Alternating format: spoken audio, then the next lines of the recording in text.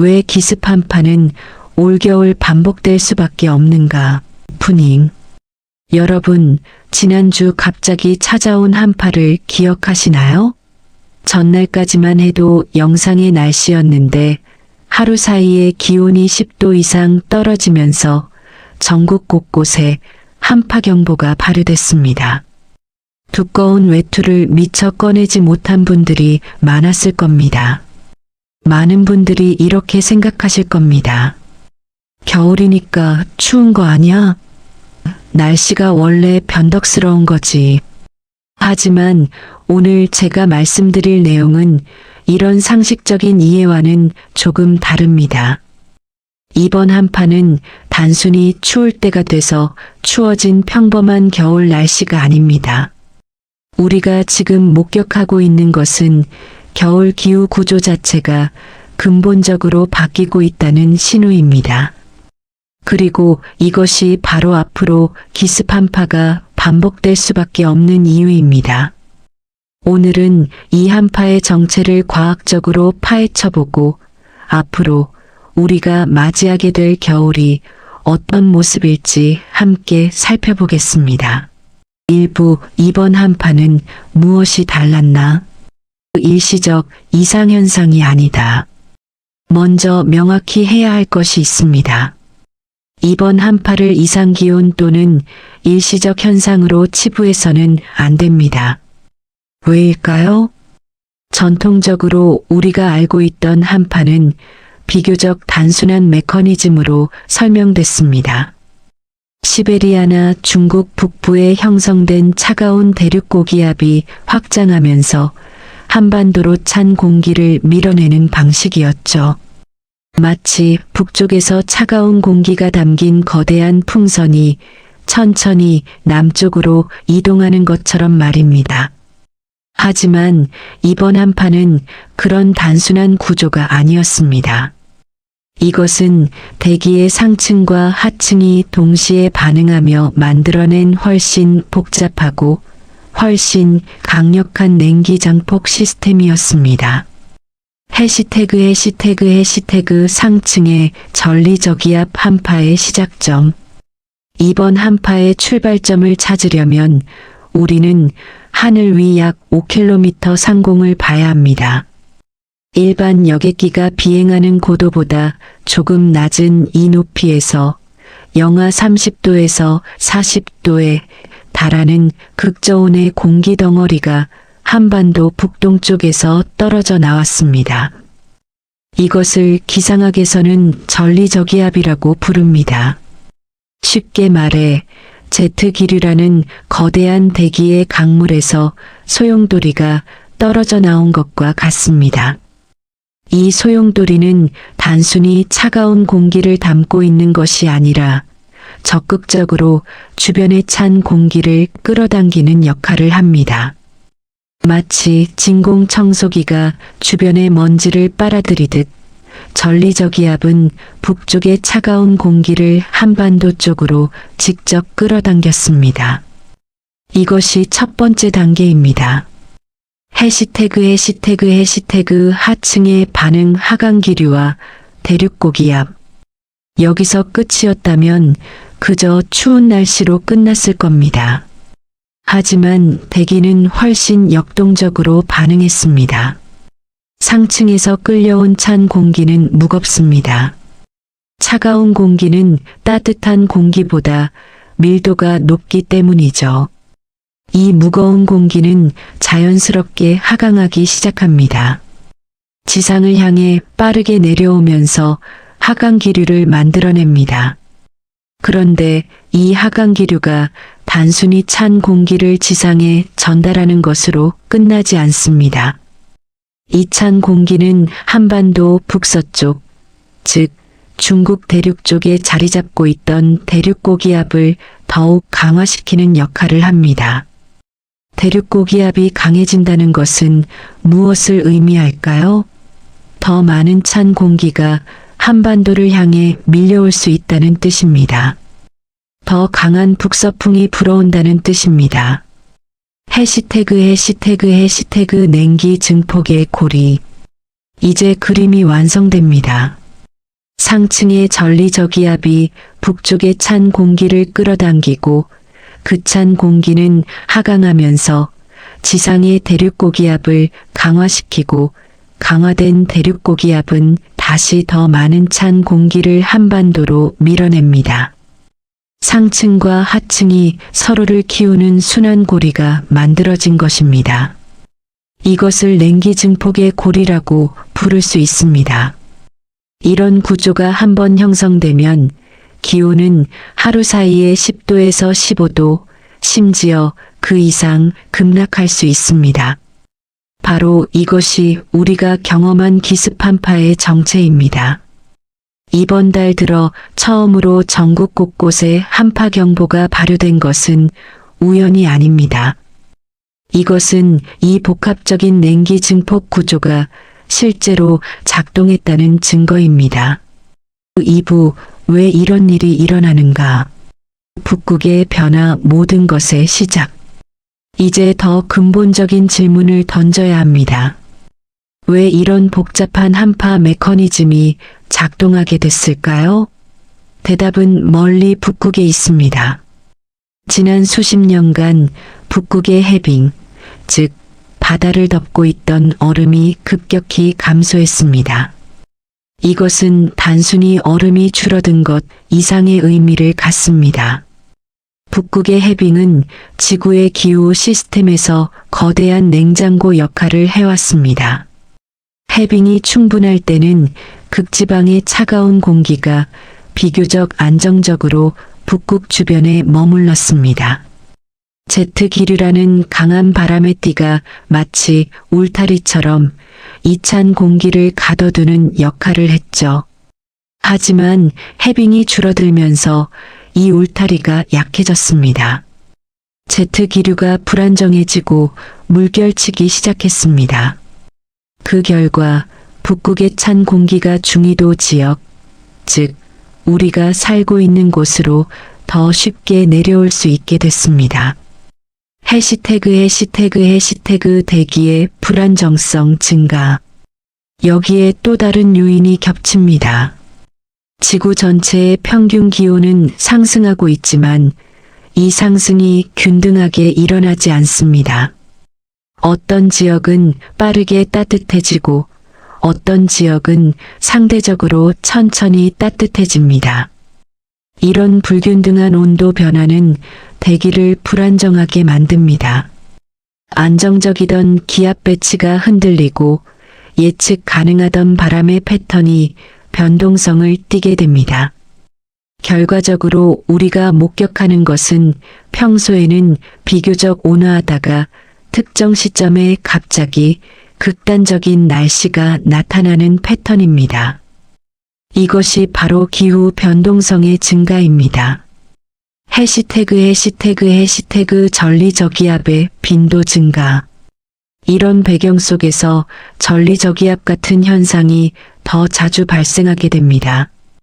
제트기류가 불안정해지면서 소용돌이가 떨어져 나오는 일이 잦아지는 것입니다.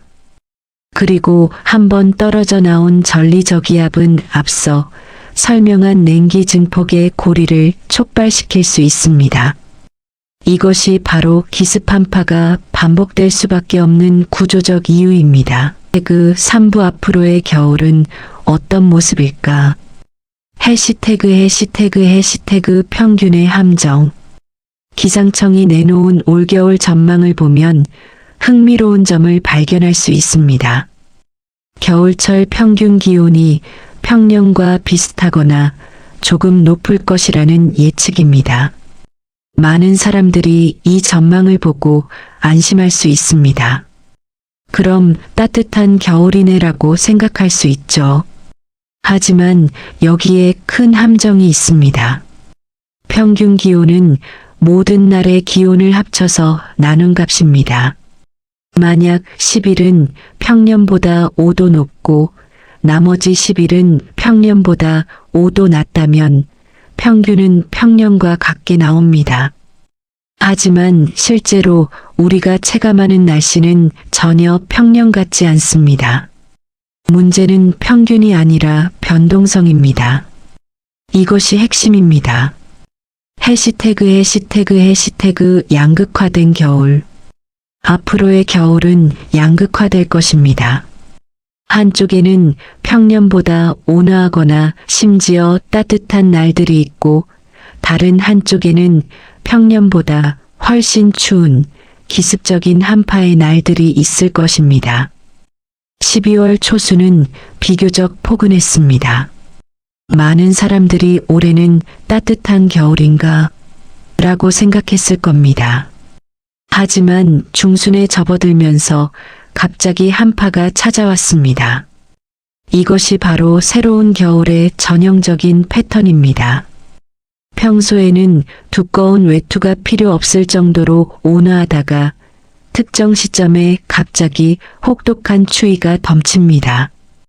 그리고 며칠 지나면 다시 기온이 올라갑니다. 이런 급격한 기온 변화가 한겨울 동안 여러 차례 반복될 것입니다.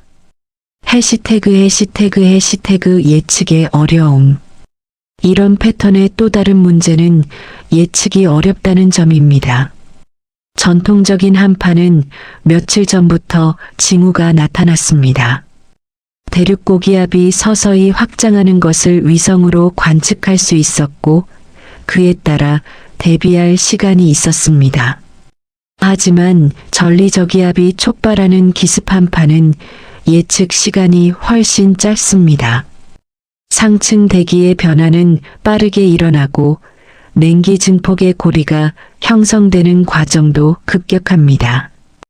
기상청이 한파를 예보할 수 있는 시간이 2-3일 정도로 짧아질 수 있습니다. 해시태그 실생활의 영향. 이런 변화는 우리 삶에 직접적인 영향을 미칩니다. 먼저 옷차림을 결정하기가 어려워집니다. 아침에 나갈 때는 따뜻했는데 저녁에 돌아올 때는 영하로 떨어지는 일이 생길 수 있습니다. 계절 의류를 언제 꺼내야 할지 판단하기도 힘들어집니다. 난방 관리도 복잡해집니다. 기습적인 한파가 찾아오면 보일러를 갑자기 높여야 하고 따뜻해지면 다시 낮춰야 합니다. 이런 급격한 변화는 에너지 효율성을 떨어뜨립니다. 농업과 수산업에도 큰 영향을 미칩니다. 작물이나 양식장의 해양 생물들은 서서히 변하는 기온에는 적응할 수 있지만 급격한 기온 변화에는 취약합니다. 하루 사이에 10도 이상 기온이 떨어지면 냉해 피해가 발생할 수 있습니다. 상하수도 관리도 문제가 됩니다. 온화한 날씨가 이어지다가 갑자기 한파가 오면 수도 간 동파 사고가 급증합니다. 미처 대비하지 못한 가정이나 건물에서 피해가 발생하는 것이죠. 4부 우리는 무엇을 준비해야 하는가? 인식의 전환. 가장 먼저 필요한 것은 인식의 전환입니다. 우리는 얼마나 춥냐가 아니라 얼마나 갑자기 추워지느냐를 대비해야 하는 시대에 들어섰습니다.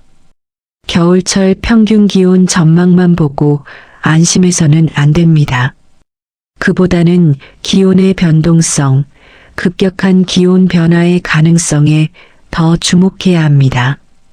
개인적 대비. 개인 차원에서 할 수 있는 준비들이 있습니다.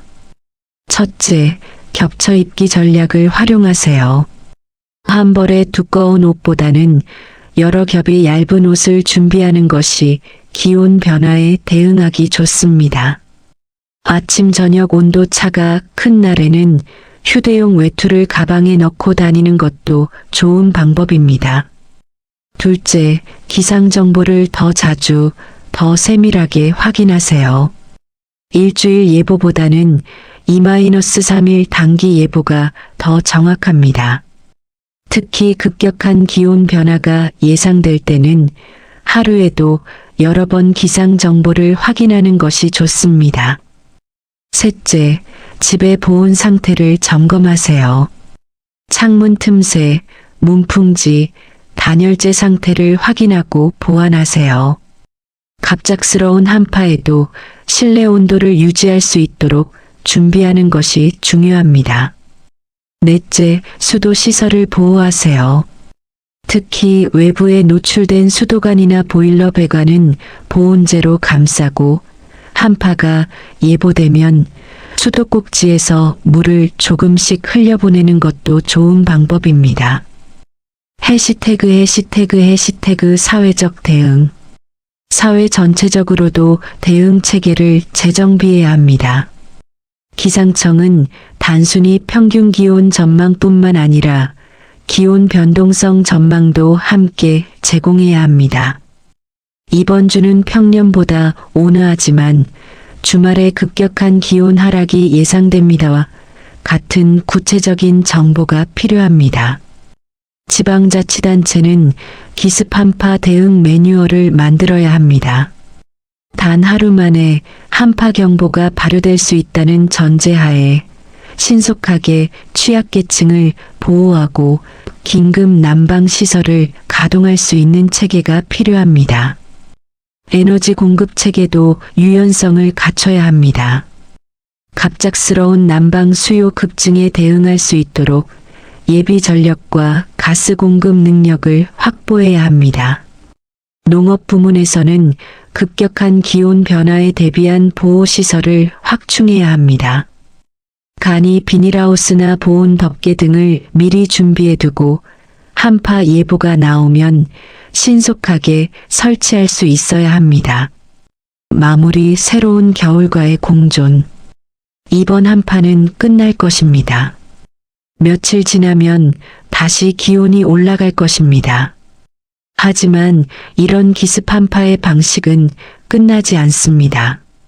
우리는 지금 기후 시스템의 근본적인 변화를 목격하고 있습니다. 북극 해빙의 감소, 제트 기류의 불안정화, 대기 변동성의 증가.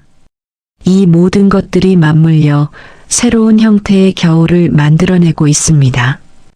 이것은 비관적인 전망이 아닙니다. 현실을 정확히 이해하자는 것입니다. 우리가 맞이하게 될 겨울은 과거의 겨울과 다릅니다. 평소에는 온화하다가 갑자기 혹독해지는 양극화된 겨울입니다. 하지만 우리는 적응할 수 있습니다. 인식을 바꾸고 준비를 철저히 하고 사회적 대응 체계를 정비한다면 충분히 대비할 수 있습니다. 중요한 것은 더 이상 과거의 경험에만 의존해서는 안 된다는 점입니다. 작년 겨울에는 이랬으니까, 예전에는 이 정도였으니까라는 생각을 버려야 합니다. 매년 겨울은 새로운 변수를 가져올 것이고, 우리는 그때그때 유연하게 대응해야 합니다. 이번 겨울, 그리고 앞으로의 겨울은 얼마나 갑자기 추워지느냐의 겨울입니다. 이 새로운 현실을 받아들이고 현명하게 준비하며 함께 대응해 나가야 할 때입니다.